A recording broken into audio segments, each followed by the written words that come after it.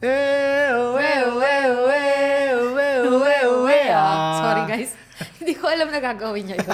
Nakisabay lang ako bigla din eh. No? Pero kung hindi nyo pa alam at hindi nyo alam yung tunog na yun, that is from the Dinagyang Festival dito sa Iloilo. Yes. So, kakagaling lang namin doon nung isang araw. So, yeah, this is our second Iloilo trip and first ever Dinagyang Festival. Ang saya. No, ibang level. So, makikita nyo naman yan sa mga socials namin, na-share na namin yan. Tsaka, ito, quick share lang namin. Rundown. What happened? Anong effect? Ano nangyari? Anong ginawa natin dito? Oh, during this Iloilo trip, during this second Iloilo trip na dahil sa inyo, dahil sa pangbubudol nyo. At bago yan, welcome muna kayo dito sa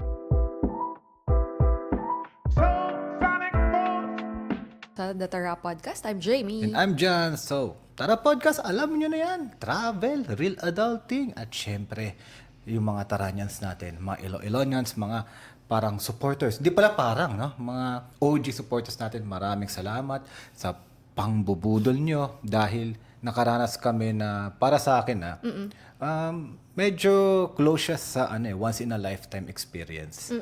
Close kasi pwede maulit pa to eh. Oo. Right now, kasi first time nga eh. First At time saka, natin. yung mga nangyari do sa Dinagyang, hindi ko ina-expect yun eh, to be honest. And mapapanood nyo yan sa mga upcoming vlogs talaga na mag-start this Friday, di ba? Yes. Yun. Abangan.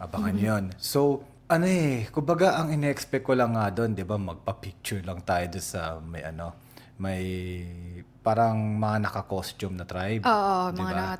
tribo. Tribo or magpapaint lang sana ako kasi nga parang nung pumunta tayo wala na doon yung mga tribes di ba? Yun lang din yung bala ko sana noon, maglakad doon sa Calle Real. Pag makasalubong yun sila, mapicturan or makapag-selfie kasama yung mga naka-tribo na suot. Okay na ako doon eh. Tsaka kumain. Oo, Pero, mag-food trip. ito yung the best na nangyari. Nasaktuhan natin yung mismong sadsad. Yung tawag sad dun pala yung tawag doon, no? Yung warriors, yung mismong nasa kalye, yung nagtugtog sila, tapos sumayaw sa gitna ng kalsada. Sakto nandun tayo nung time na yun. At wala sana tayong planong pumunta doon. Basta naglakad lang tayo, naghahanap tayo ng dessert. Oo, nga Biglang pala, no? pagliko natin doon, bakit may mga nakapila doon na naka-formation sila? Hindi. Na Una pa lang, pagliko natin, may surf. surf, yung surf na arc. Para may promotional, no? Tapos pagkaliwa natin, yun, may Nakita nakapilang or naka-formation nga, yung mga nakatribo. So, na-curious kami. Lumapit kami doon. Okay, picture natin. Tapos biglang nagbilang sila. Yung pala magtutugtog na, tapos sasayaw. As in, sa harap natin. Yeah.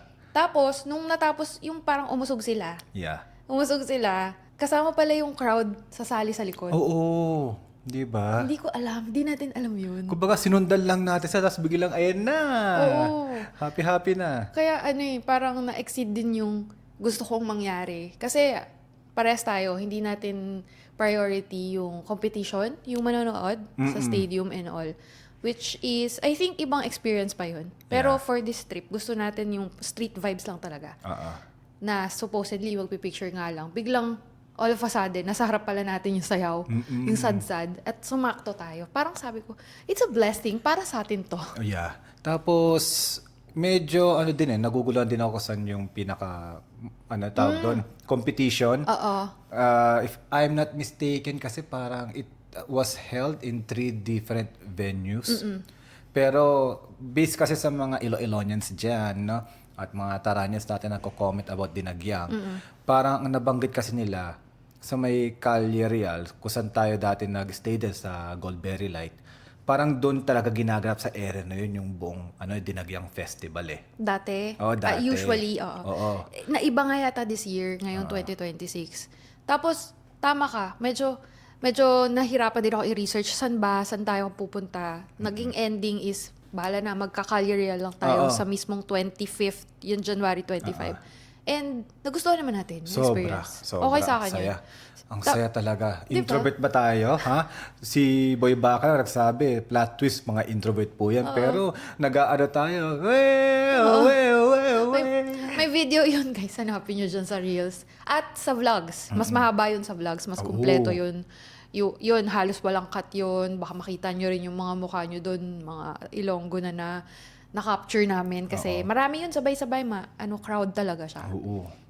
Doon nga sa TikTok video, may mga nagko-comment na, nasa likod nyo po kami dyan, no? Parang, uy, sabay pala tayo nagsadsad kasi nahagip sila nung camera.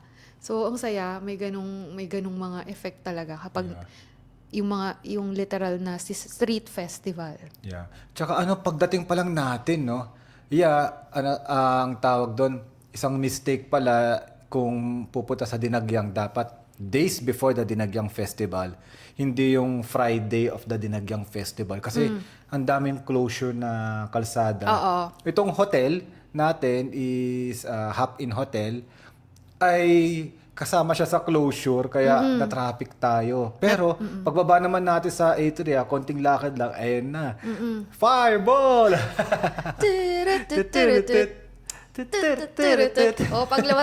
Pagbaba namin ng Grab sa Atria, hindi pa sakto sa hotel mismo sa tapat kasi sarado. Sarado talaga. Tsaka traffic. Oo, na traffic. Tapos naglakad tayo from Atria, tumawid dito sa may Hop-In. Sakto sa harap ng hotel na to, may party-party. Yung illumination. Yun, yung illumination na saktuhan natin pagdating. So, parang dun pa lang, okay, yung parang exceeded my expectation agad na ganito pala yung kalye ng Iloilo kapag Dinagyang. Oo. At shout out kay Kuya Grab na walang reklamo. Tapos nakangiti lang siya all the way. Di ba? Ang dami pa nga niyang tips na binigay. Oo, kumbaga kung sa amin yon, baka galit na yun, puro maririnig ko doon. Traffic. Kainis naman. Parang kasalanan natin, no? Nga. Wala tayo narinig na kahit isang reklamo kay Kuya Grab. Willing pa siyang magsabi na, sa Atria po kayo banda, marami na po kayo makakainan dyan, may Netongs na dyan, may Madge Cafe. Lahat, no? Halos sinabi niya. Tsaka gusto pa nga niya talagang i-drop off tayo dito sa pinakamalapit sa Hop-In. Sabi ko na lang, hindi kuya, dito na lang po. Lalakarin na lang namin yung Atria. Yeah, malapit lang naman eh. Malapit lang. At saka, parang gusto ko na rin ma-feel agad yung ingay nun eh. Ang ingay nun kaya pagbukas nung Grab car, sobrang ingay ng paligid. Lahat nagpapatugtog ng masayang sounds. May live band pa nun sa illumination dito, yung tapat nito. Yun nga yung kanta, yung Fireball.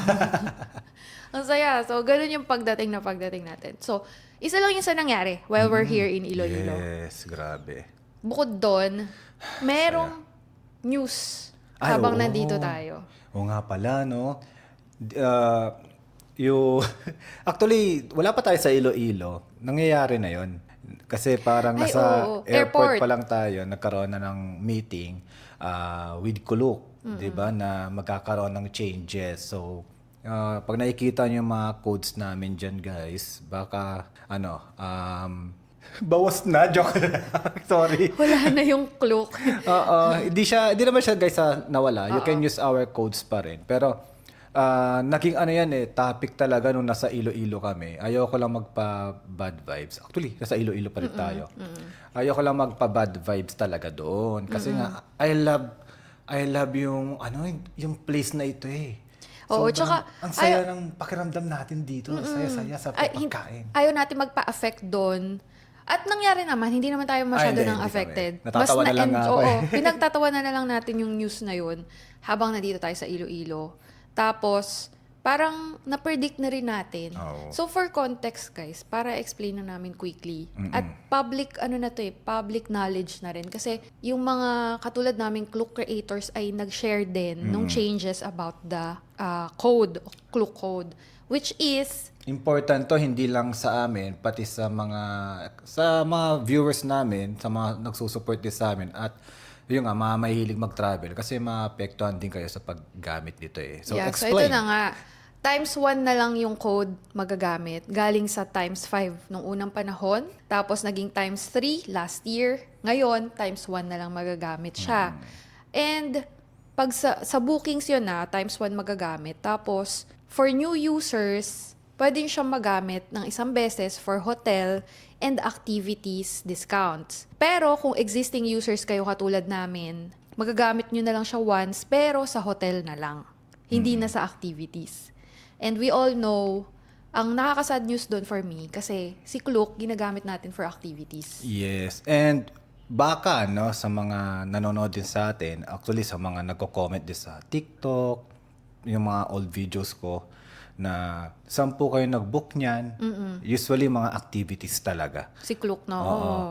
So, Dun nakakasad. Oo. Kasi, hindi lang sa atin, yung mga users, Oo. hindi na rin sila makaka-discount sa activities kung hindi sila new user.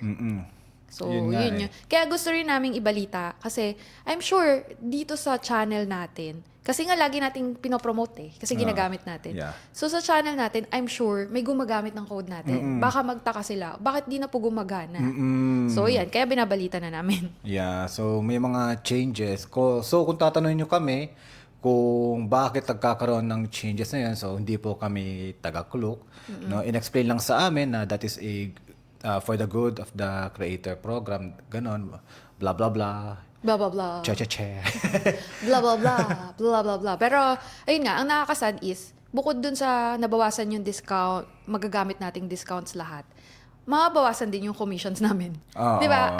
Transparent naman kami na sinasabi namin na itong pinopromote namin sa aming channels, may commissions kami dyan. And ginagamit din naman namin yan, kaya pinopromote namin.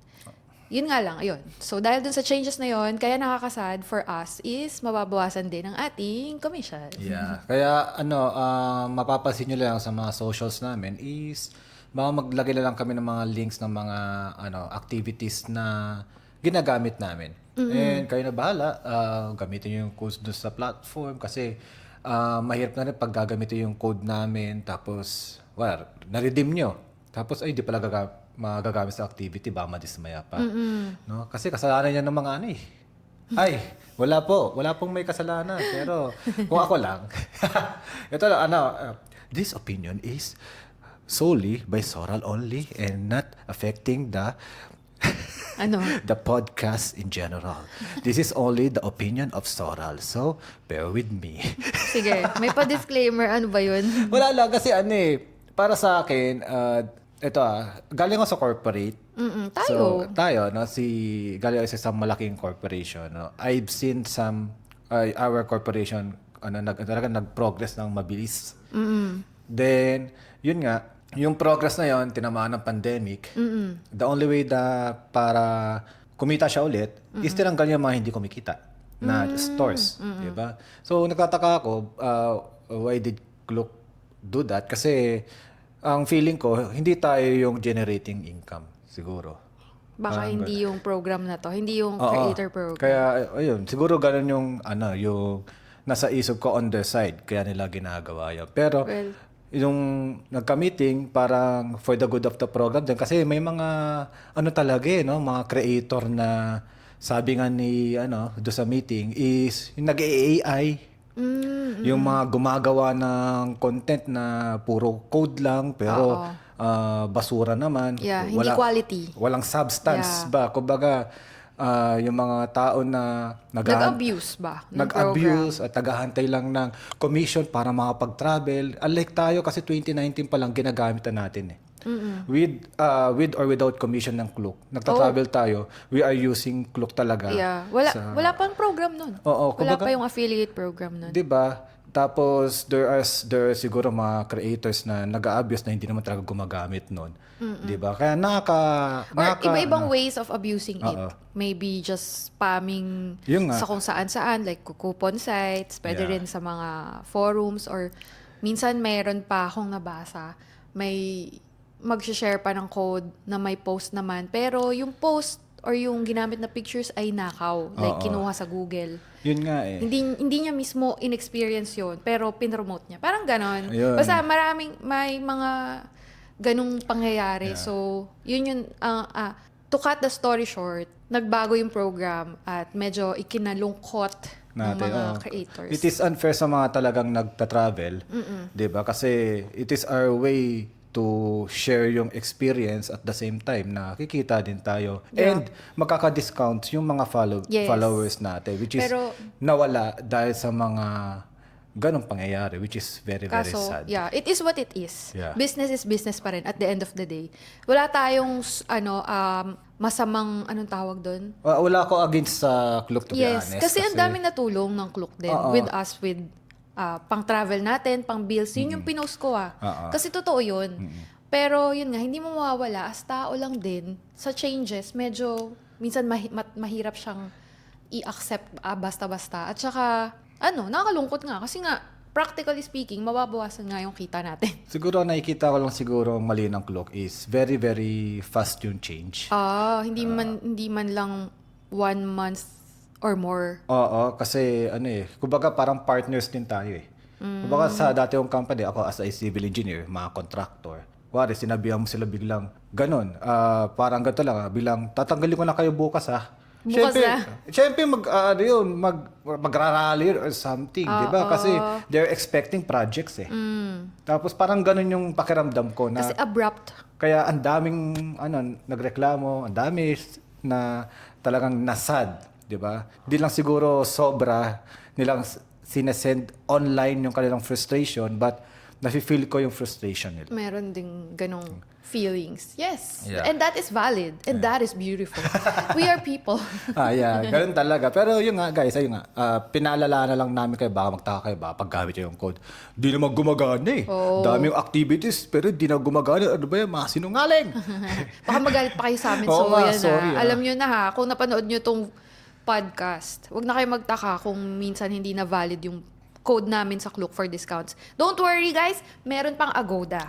Which is ginagamit din namin mostly for hotels. At meron pa, iba't ibang mga ginagamit natin like sa eSIM, yung Superalink.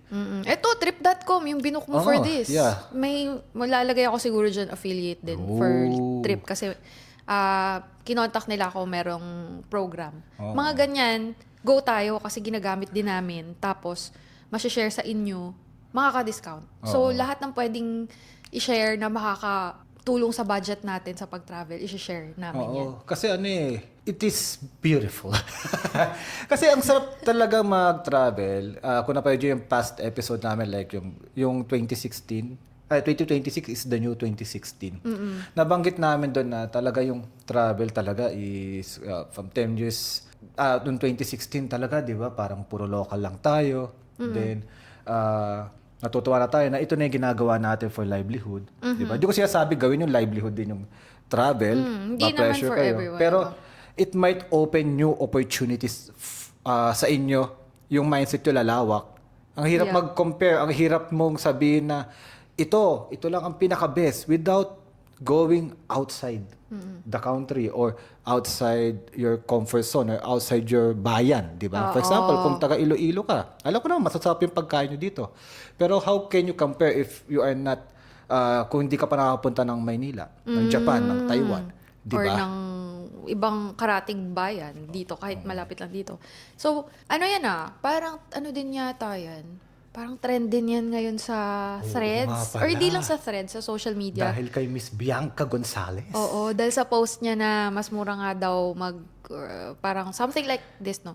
Mas mura mag-travel international kesa local. Tapos, yung specifically Siargao ata, yung tipong pag nag-Siargao is may mura naman, pero hindi... Kala ko nagmura eh. Okay. May mura naman na gastos sa Siargao, pero hindi premium yung, kumbaga, hindi premium. Siyempre, mura nga eh. So, Tapos, pagka naman nagbayad ka ng for the yung medyo matataas na. Talaga nga mahal. Yeah.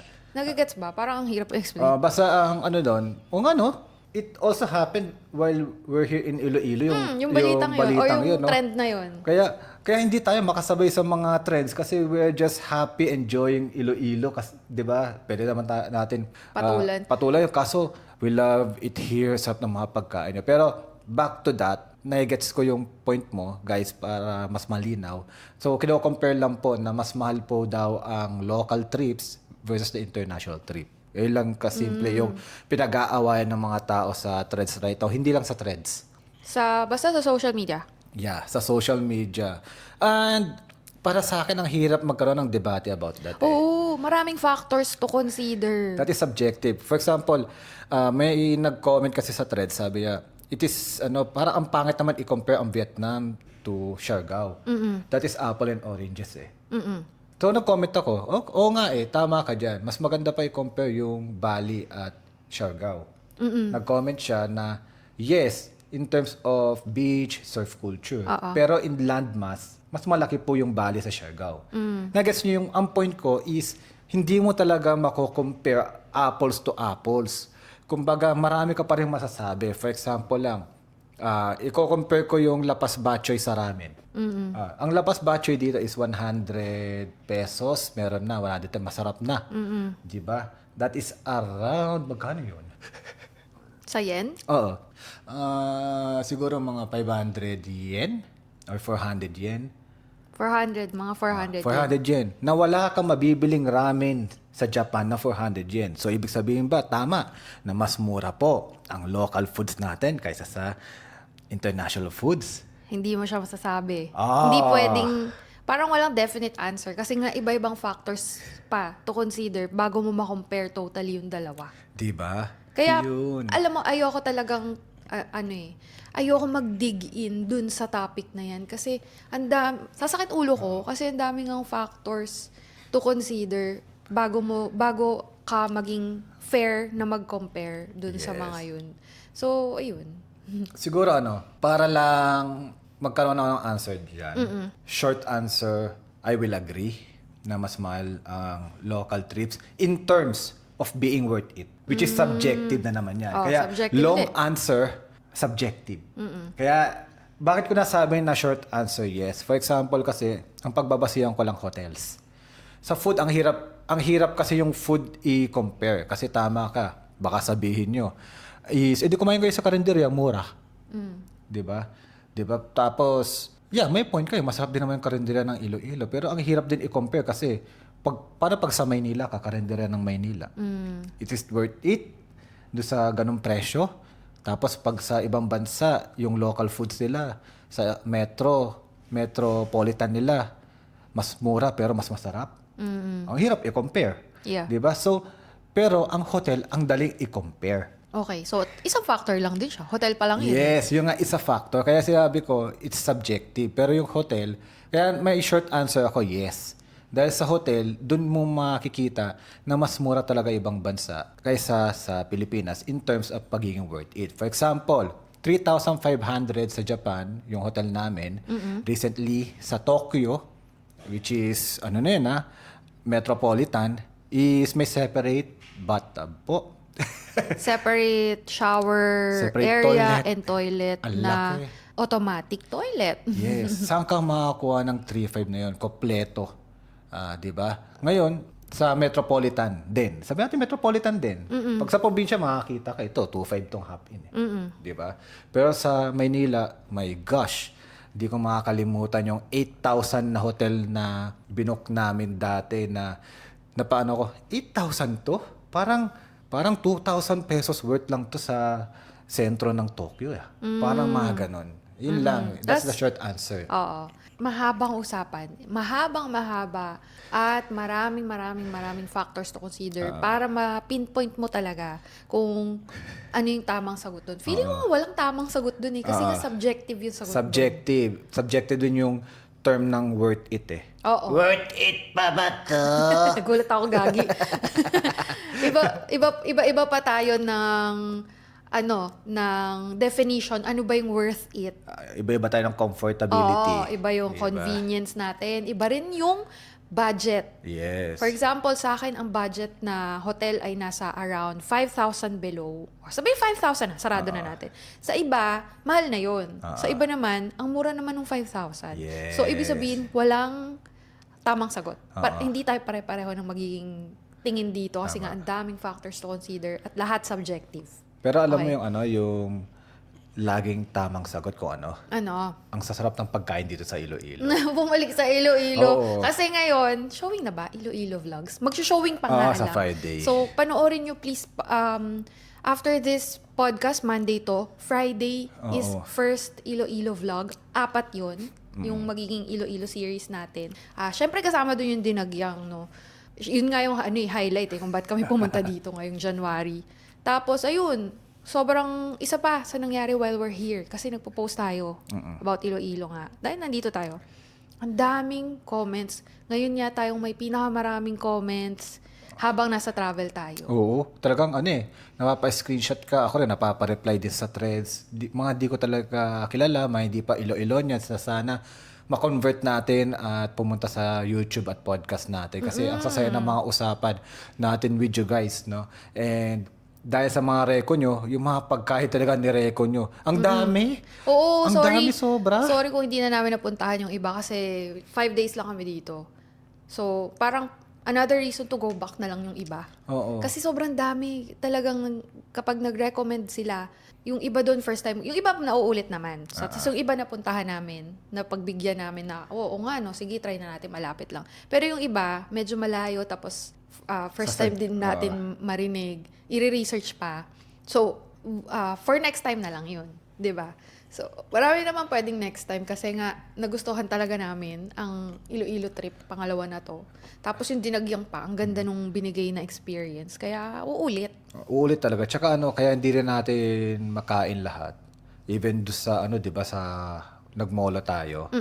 Ang dami din talagang pwedeng kainan doon. Kaso yung tiyan natin maliit. Yes, hindi kami malakas kumain. Oo. Kapag pinanood niyo yung vlogs namin, ang konti namin umorder. So, kung ang hilig nyo is manood ng mga mukbang or food vlogs, baka Sorry. mabitin kayo kasi konti lang kami umorder. Tapos, pero, wala kami sinasayang na food. Ubus yun. Di kami yung tipong mag-over-order tapos hindi kakainin or i-take out. Hindi, inuubos talaga namin. Yeah. Hanggat kaya. Kaya, yun, saktong kain lang. Pero marami kaming napuntahan. Marami tayong na-cover na food ngayon. Ang dami. Kahit nasabi mong konti lang yung order, pero ang dami nating spots. Oo. Kaya abangan nyo yun sa vlog. Actually, ang nagustuhan ko, ang daming mga parang local na old school tayo napuntahan na abangan nyo na lang sa mga vlogs kasi Bigyan natin ng teaser, isa lang. Si Decos. Oh, kanina, Decos, di ba? Yung oo. bagong batchoy na natikman namin. I mean, luma na siya, pero ngayon na namin natikman. Oo. So, isa lang yun. Marami pa, kaya please abangan nyo meron yung pa, vlogs. may isa pa akong teaser. Joanne's Fishbowl. Fishball. Sarap din yun. So, siguro, pag-usapan pa natin more on other Oo, wag na episodes. yun. Tingnan Oo. natin. Depende sa magiging comments ulit kung ano yung magiging topic. Oo. Pwede, no? Panoorin Tsaka- nyo sa vlog. Tsaka yung vlogs, please watch it. Oo, sa And, vlog. yeah, don't forget to subscribe dito sa channel kasi nandito ang podcast pati vlogs. Yes. Okay, guys, don't forget to use our codes din pag magbubo kayo para kumita kami. Hindi codes, code. Code Code na na lang. Tsaka, tingnan nyo na lang yung mga links sa description kung baka may magamit kayong travel essentials. Okay. Thank you so much for listening. This is the Tara Podcast. Thank you guys. Thank you Iloilonians, Saranyas. At dahil dyan, ew, ew, ew.